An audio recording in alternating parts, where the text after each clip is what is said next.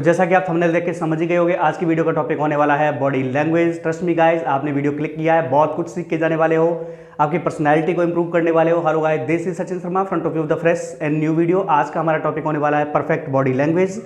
So without wasting any time let's start this topic.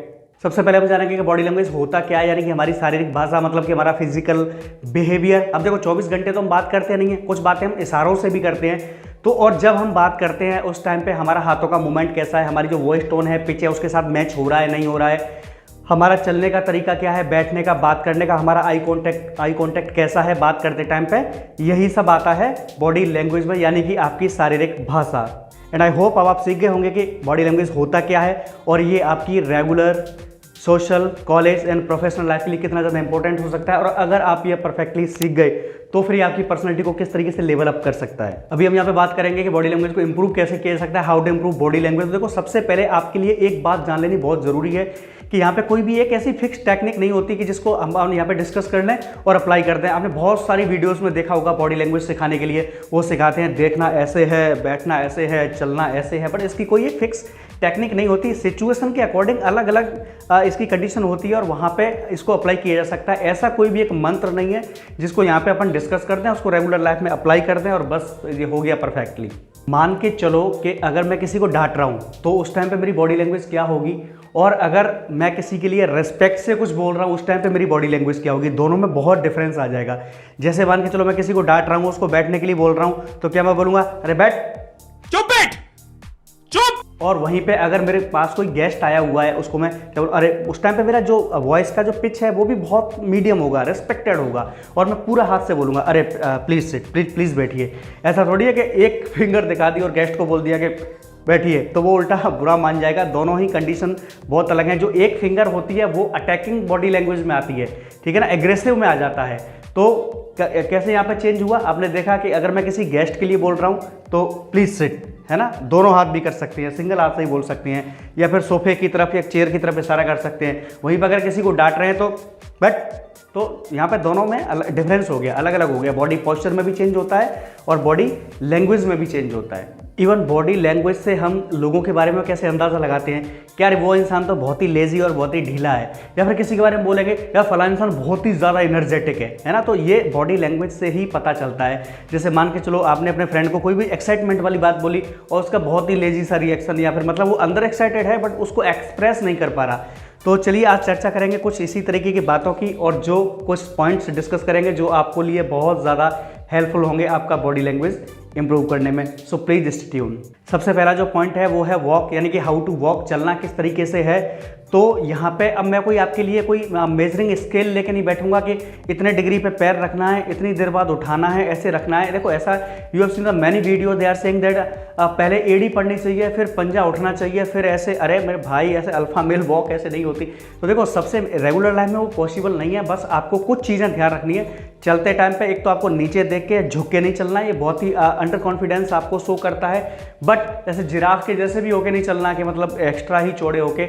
आपका जो straight body position रखनी है, शोल्डर स्ट्रेट रखने हैं, सामने देख के चलना है, आपके हाथ बाहर रहने चाहिए, और जो मुट्ठी बंद नहीं होनी चाहिए आपकी चलते टाइम पे, हल्का सा बेंड होनी चाहिए। और सबसे जो इम्पोर्टेंट चीज़ है वो क्या है कि जो आपके कदमों की स्पीड है चलने की, उसी हिसाब से आपके हाथ भी मैच होने चाहिए या फिर मूव करने चाहिए। तो ये यहाँ पे बात हो गई वॉक की। और जो सेकंड पॉइंट है यहाँ पे वो है हैंडशेक एंड आई कांटेक्ट। तो पहले बात करेंगे हैंडशेक की। देखो रोज़मर्रा की ज़िंदगी में कितने सारे लोगों से हमें हाथ मिलाना पड़ता है, और हाथ मिलाना एक अपनी अलग छाप छोड़ता है। अब वो छाप कैसी होगी वो डिपेंड करता है आपके हाथ मिलाने के तरीके पे कि किस तरीके से आप हैंडशेक करते हो।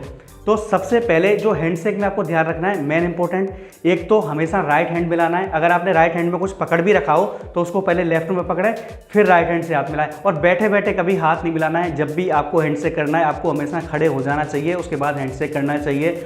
और एक सबसे मेन इंपॉर्टेंट चीज़, कई लोग हाथ मिलाते ऐसे, भाई ये क्या है, क्या ये यार हाथ ऐसे मिलाया जाता है, ये क्या है भाई ये क्या है, कोई जन्म जिंदगी का साथ ये क्या है। तो सबसे पहले आपको हाथ ऐसे देना है, अब कभी भी हाथ ऐसे नहीं मिलाना है। और जब भी हाथ मिले तो पूरा आपकी जो हथेली है वो टच होनी चाहिए दूसरे के हाथ से, ऐसा नहीं कि बस जरा सा ऐसे, है ना। तो ये बहुत ही गलत तरीके हैं। और सबसे मेन चीज़, जब भी आप हाथ मिलाएं तो आपको पकड़ने के बाद हिलाना भी है। हाथ, है ना। आपको हैंडशेक भी होना जरूरी है, ऐसा नहीं कि दूसरे को पकड़ के बिल्कुल झकझोर दो। वार्म हैंडशेक के नाम पे कई लोग लगना चाहिए मर्द हाथ मिला रहा है, दूसरे का हाथ नहीं उखाड़ लेना है। तो ना तो बहुत ही ज़्यादा ऐसे ढीले के हाथ मिलाने में भी बहुत परेशानी हो गई, ना ऐसे के एकदम से एनर्जेटिक, बहुत ही एक डिसेंट तरीका होना चाहिए, ठीक है। हाथ दूसरे का टच हो, पूरा वार्म टच होना चाहिए और बस हल्का सा हैंडशेक कीजिए आप, और चेहरे पे स्माइल होनी चाहिए, ना तो बहुत ज़्यादा दांत निकालने अब ही और ना ही बहुत ज़्यादा हल्का होना चाहिए। तो बस ये तरीका आपको हैंडशेक के दौरान रखना है। एंड आप बात करेंगे आई कॉन्टैक्ट के बारे में। आपको देखना कैसे, आई कॉन्टैक्ट आपका कैसा होना चाहिए। तो देखो, जब भी आप किसी से बात कर रहे हो आपको उसकी तरफ देखना चाहिए, उसकी आंखों की तरफ देखना चाहिए। देखने का मतलब ये नहीं कि तुम घूरे ही जाओ तो वो सामने वाला डर जाए या थोड़ी बहुत पूछ ले भाई क्या हुआ, है ना। तो मेरा मतलब है कि आई कांटेक्ट ऐसा नहीं है, थोड़ा सा बीच बीच में इधर देख सकते हो, पर बराबर से कन्वर्सेशन में आई कांटेक्ट बना रहे। सबसे मेन इंपॉर्टेंट चीज़ कि जब बात किसी ऑब्जेक्ट के बारे में चल रही है, जैसे मैं आपसे बात कर रहा हूँ इस पेन के बारे में या फिर इस वॉच के बारे में, कि यार ये वॉच ना मैंने यहाँ से ली थी और इतने की थी। अब उस टाइम भी आप मेरी तरफ ही देखे जा रहे हो, लेकिन मैं बात कर रहा हूँ वॉच की, तो उस टाइम पे आपकी जो आई है वो डाइवर्ट होनी चाहिए वॉच की तरफ, देन फिर मेरी तरफ, जिससे लगे कि आप कन्वर्सेशन में इन हो और आप सामने वाले को बोर नहीं कर रहे हो या फिर ये प्रिटेंड नहीं कर रहे हो कि भाई मतलब मेरा तो इसमें ध्यान है ही नहीं बिल्कुल।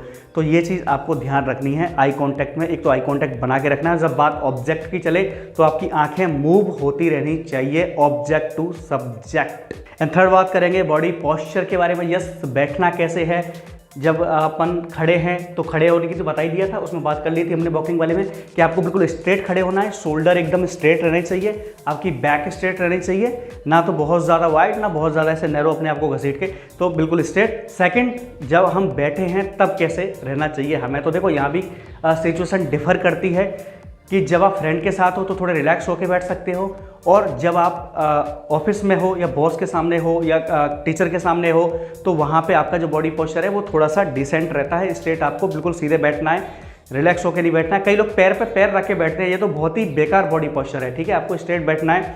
सबसे मेन चीज़, आप एक जगह चिपक नहीं जाओगे फेविकॉल डाल के, कभी स्ट्रेट बोल दिया तो बस हिल ही नहीं रहे हो इधर उधर बिल्कुल। मेरा कहने का मतलब है कि जब आप कन्वर्सेशन कर रहे हो, कोई भी ऐसी बात आती है, एक्साइटमेंट की बात आती है या फिर कोई शॉकिंग बात आती है, तो आप थोड़ा सा क्लोज जाके पूछोगे अच्छा सच में ऐसे हुआ था, है ना, फिर वापस ऐसे हो जाओगे। या फिर जैसे किसी ऑब्जेक्ट के बारे में बात चाहिए तो आप देखने के लिए थोड़ा आगे जा सकते हो, उससे सामने वाले बंदे को लगता है कि हाँ आप उसकी बातों में इंटरेस्ट ले रहे हो। तो ये बात हो गई यहाँ पे बॉडी पोस्चर के बारे में। अब नेक्स्ट क्या है, वो है अनयूजुअल बॉडी मूवमेंट्स। ये तो आपको सबसे ही ज़्यादा ध्यान रखना है, तो चलिए बात करते हैं उसी बारे में। And the fourth and most important point is unusual body movements.